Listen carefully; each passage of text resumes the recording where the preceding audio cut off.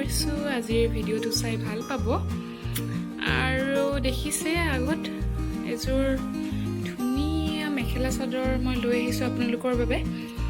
আৰু ব্লেকত কৰিছোঁ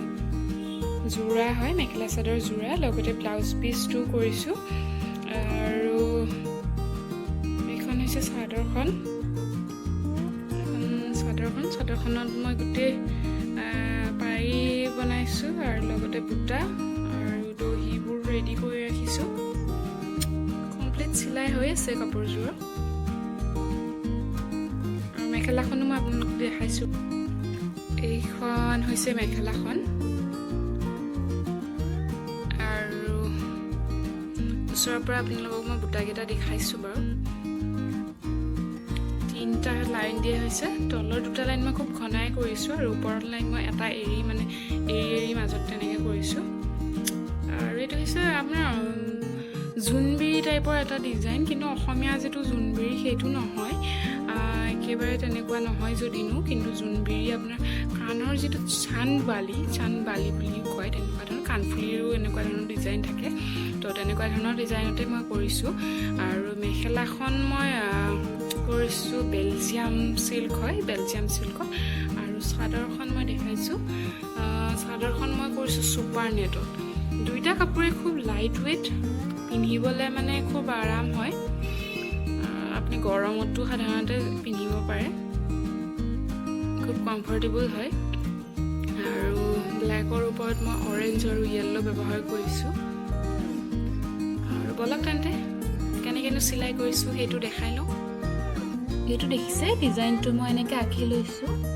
তাৰপিছত মই সূতা এংকৰৰ গুলি সূতাটো ব্যৱহাৰ কৰিছোঁ এডালকে ব্যৱহাৰ কৰিম দুডাল নিদিওঁ দুডাল দিলে বেছি মোটা হৈ যাব সেইকাৰণে মই এডালকে ব্যৱহাৰ কৰিম আৰু প্ৰথম মই আৰম্ভণি এনেকৈ কৰিছোঁ আচলতে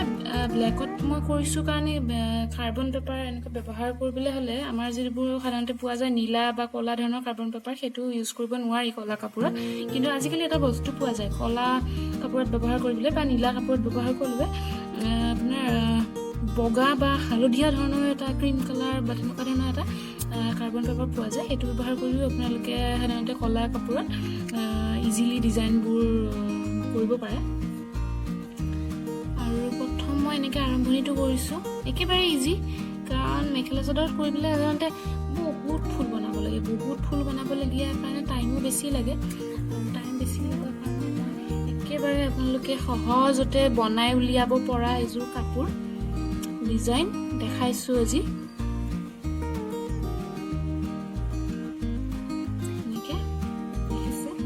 পেজিটো খালি তল ওপৰ কৰি গৈ থাকিব লাগে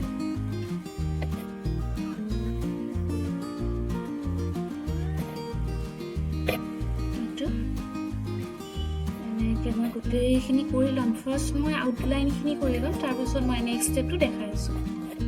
এইখিনি মই এনেকৈ আউটলাইনটো কৰা হৈ গৈছে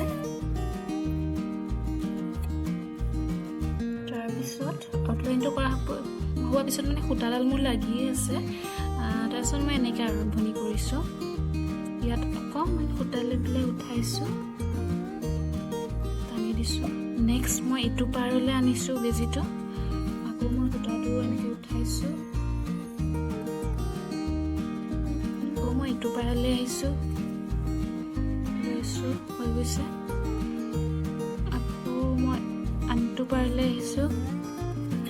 এবাৰ মই ইফালৰ পৰা ল'ম এবাৰ আনটো ফালৰ পৰা ল'ম তেনেকৈ কৰিম এবাৰ এনেকৈ লৈছোঁ দেখিছে এটা ক্ৰছ চিনৰ নিচিনাকৈ হৈ যায়গৈ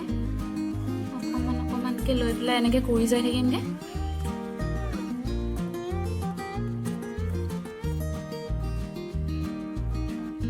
দেখিছে আকৌ অকণমান লৈছোঁ খুবেই ইজি হেৰিং বন ষ্টিচ বুলি সাধাৰণতে ইয়াক জনা যায় আকৌ ইয়াৰ পৰা লৈছোঁ সেইখিনি আপুনি এনেকৈ আকৌ মই আনটো ফালৰ পৰা লৈছোঁ আৰু আপুনি কিমান ঘন বা পাতল কৰিব সেইটো আপোনাৰ নিজৰ ওপৰত ডিপেণ্ড কৰে মই আচলতে মেখেলা চাদৰ এযোৰ কৰি শেষত গৈ অধৈৰ্য হৈ যাওঁ বুজিছে নহয় মেখেলা চাদৰত বহুত ফুল তুলিব লাগে গতিকে এনেকৈ মই অকণমান পাতলকৈ এনেকৈ কৰি দেখাইছোঁ আৰু এই ধৰণে মই গোটেই এই লাইনটো এনেকৈ তাৰপিছত আকৌ এই পিছৰ লাইনটো মই কমপ্লিট কৰিম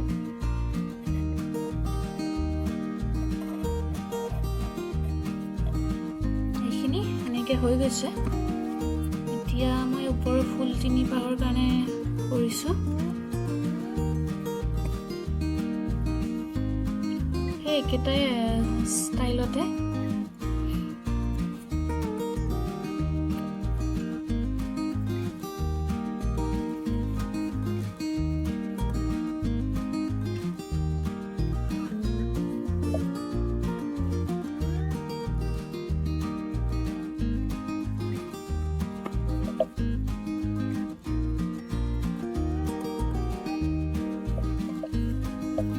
ইচ্ছা কৰিলে আপোনালোকে আৰু নিজৰ ইচ্ছামতে কিছু সাল সলনি কৰি ল'ব পাৰে খুবেই ধুনীয়া লাগিব আৰু যদি নিজৰ ইচ্ছামতে আৰু অলপ সাল সলনি কৰে ডিজাইনটো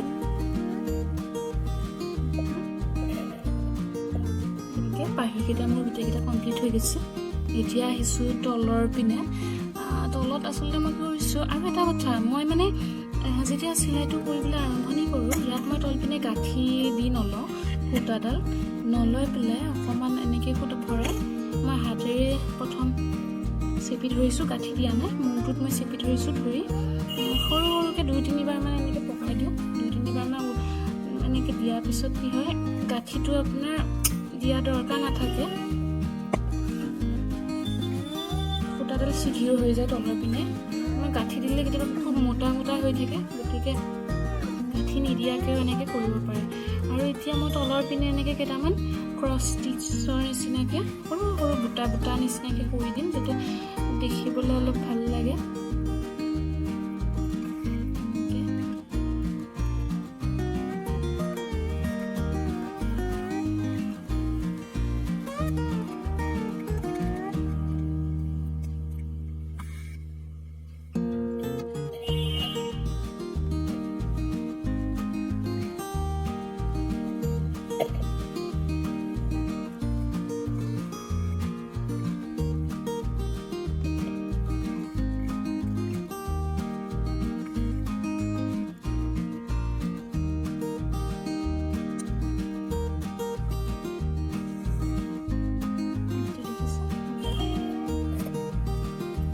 মাজভাগ আহি পাইছোঁ মাজভাগ আহি পোৱাৰ পিছতো মই কি কৰিম ইয়াত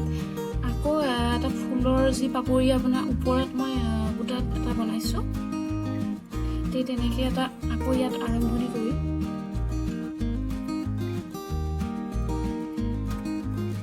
সেই একে আগৰ ষ্টাইলটোতে ব্যৱহাৰ কৰিছোঁ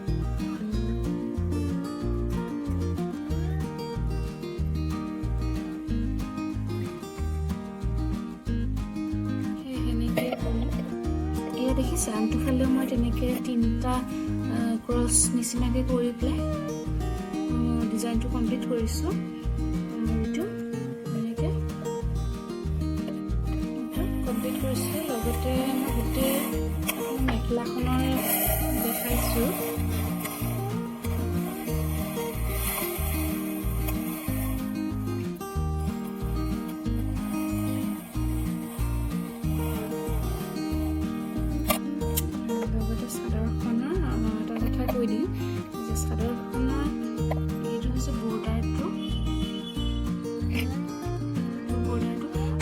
একেধৰণেই কৰিছোঁ মই প্ৰথম আউটলাইন দুটা কৰি লৈছোঁ আউটলাইন দুটা কৰি পেলাই মাজতহে চিলাইটো কৰি পেলাই ফিল কৰিছোঁ আৰু ফিল কৰি 3টা কালাৰ কৰিছোঁ গোটেই বৰ্ডাৰটো মানে 2টা কালাৰ কৰিছোঁ 2টা কালাৰ 3টা লাইন কৰিছোঁ সেই একেই পদ্ধতি যেনেকৈ মই এই ফুলটোত ব্যৱহাৰ কৰিছোঁ সেই একেই চিলাই ইয়াত গোল হৈ পেলাই ব্যৱহাৰ কৰা হৈছে ইয়াত চিধা হৈ পেলাই তেনেকৈ 3টা লাইনত কৰিছোঁ আৰু আশা কৰিছোঁ আজি ভিডিঅ'টো চাই আপোনালোকে ভাল পালে আগলৈ এনেধৰণৰ নতুন ভিডিঅ' আহি থাকিব আশা কৰোঁ আপোনালোকে মোৰ চেনেলটো ছাবস্ক্ৰাইব কৰিব লগতে ভিডিঅ'বোৰ লাইক কৰিব কমেণ্ট কৰিব আৰু নিশ্চয় আপোনালোকে সঁহাৰি জনাব আৰু চেনেলটো আগবাঢ়ি যোৱাত ধন্যবাদ আৰু এইটো দেখিছে মই মাজৰ যিখিনি খালী ঠাই আছিলে এইটো চাব এইটো মই ডিজাইনটো আপোনালোকক যিটো কৰি দেখালোঁ আৰু আৰু ইয়াত যিখিনি খালী ঠাই আছে আৰু সেই খালী ঠাইখিনি মই এনেধৰণে পূৰণ কৰিছোঁ। আপোনালোকে ইচ্ছা কৰিলে এনেধৰণে পূৰণ কৰিও ল'ব পাৰে, দেখিবলৈ এইটো খুব ধুনীয়া লাগে। আৰু নহ'লে আপুনি এনেধৰণে খালী কৰিও ৰাখিব পাৰে। নমস্কাৰ, ব'লক তেন্তে